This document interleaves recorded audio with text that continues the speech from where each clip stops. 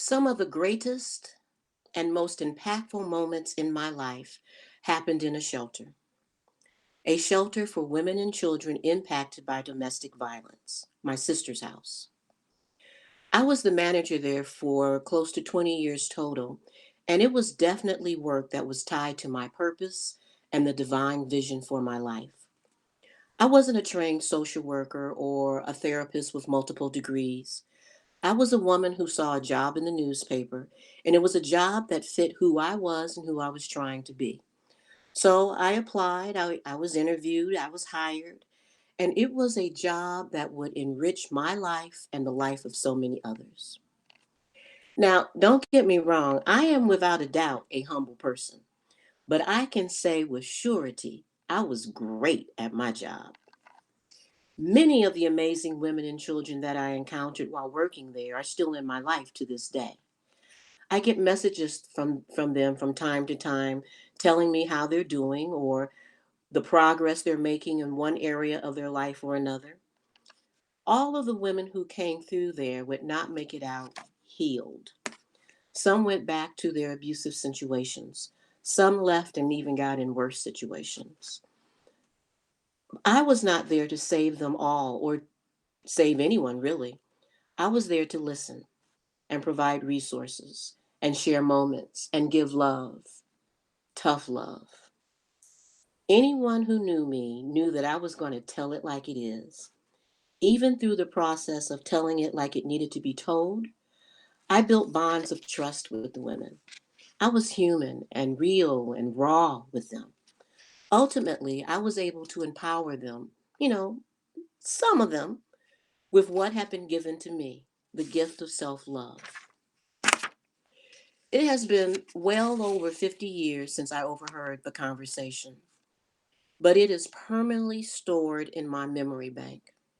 Moments like these don't simply dissipate because time passes. So, in my early years, I was really a good student. And every year at May Day, the school would pick a queen and a king from each class. I was maybe in second grade when I heard the teacher ask another, who would she choose for May Queen in her class? She responded, well, if I go by who is the smartest, I'll choose. And she said my name, but she's too black, too dark.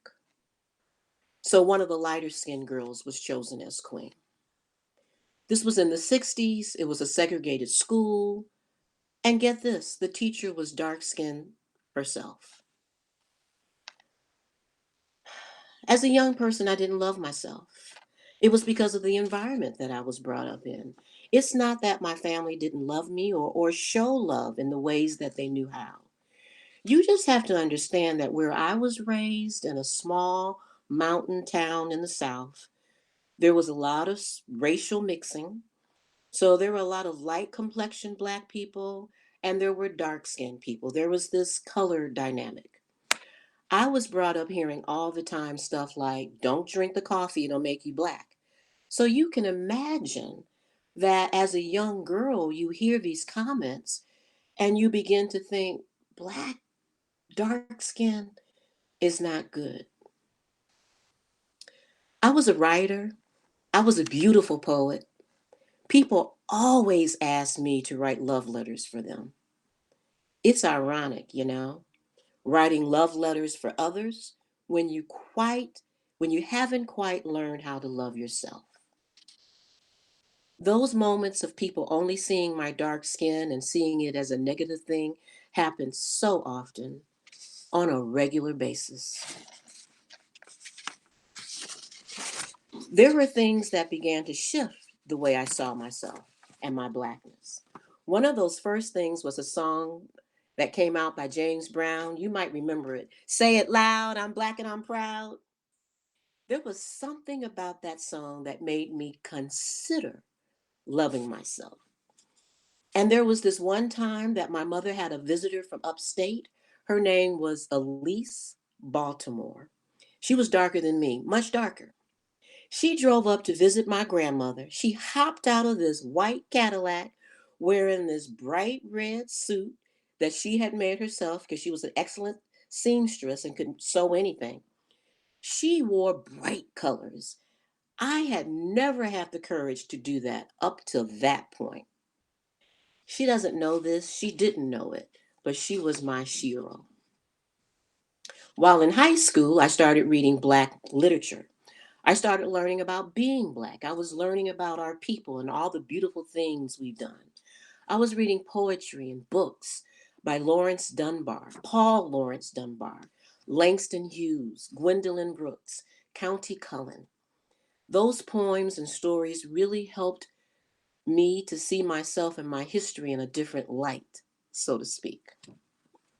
And then in the 70s, when everything was all about love, the 70s was the period of love, I met a Black man who would help me take my confidence to the next level.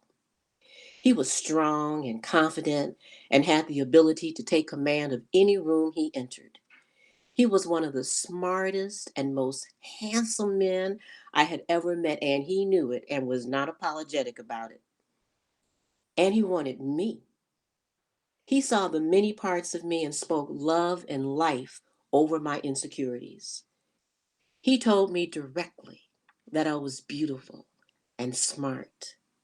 And he showed me with his actions and his words that I was worthy of love, self love.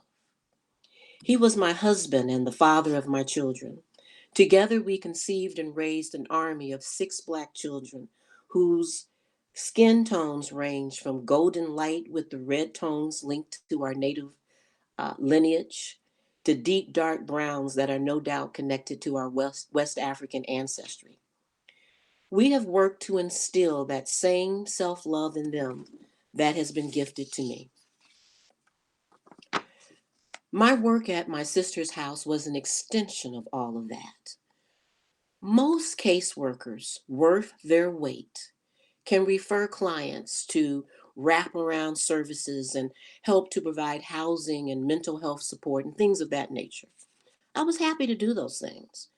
What I might not have fully realized while I was working there is that my work was to give those women and kids what was given to me, the type of self love that goes beyond the surface. It's understanding to love yourself because of the sacrifices of those that came before you. It's choosing to love yourself because you saw another woman stand before you with courage and audacity to love herself out loud. It's choosing the relationships that give more than they take and remind you of your beauty and your purpose without hesitation. To be Black in this country is in and of itself an act of personal revolution and consistently evolving love of. I just have to say that again. To be Black in this country is in and of itself an act of personal revolution and consistently evolving love of self. If I could make the choice to stand in that, and honor the people placed before me to help me on my journey, then I had a responsibility to remind the women who were sent to cross my path at such delicate times in their life that they had the ability to do the same.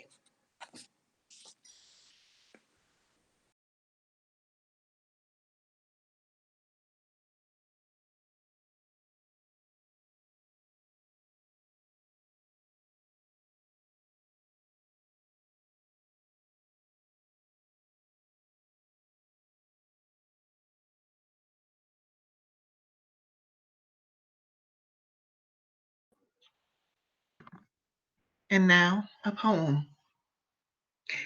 I go out of my way to tell little Black girls that they are beautiful, to remind them of their light.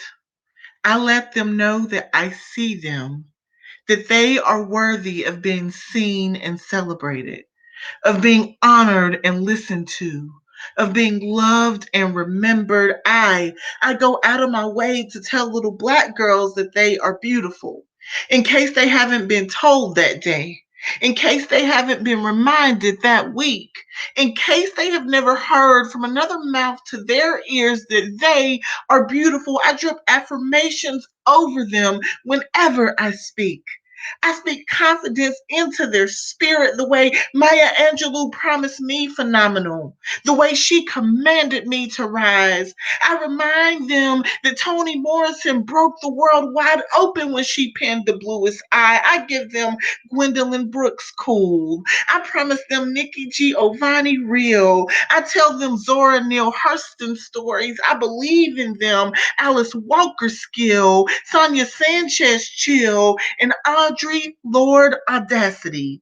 I tell them that they are beautiful and wondrous, straight masterful and magical with all of the capacity to go where they never considered that they could wonder, to dream dreams bigger than they can even comprehend. I speak beautiful over their being, so maybe, just maybe, they might understand the beautiful and complexity of just being Black in this place. The beautiful that has come before us, that can never be replaced, that can never ever be erased, that exists within the lines, that lives in the narrative, that is resting in the poetry that is daunting and daring. I speak beautiful into their hearts. I speak beautiful over their thoughts. And I hope they become overwhelmed with the thought of just how beautiful they really are, and of just how beautiful their sisters are. And then I hope they grow up to remind their little sisters of the very same thing. I hope they pull other Black girls up and in. I hope they never break the chain of Black girl after Black girl after Black girl after Black girl, understanding her value, acting on her greatness, being beautiful without a second thought, being beautiful and Black without hesitation. Thank you.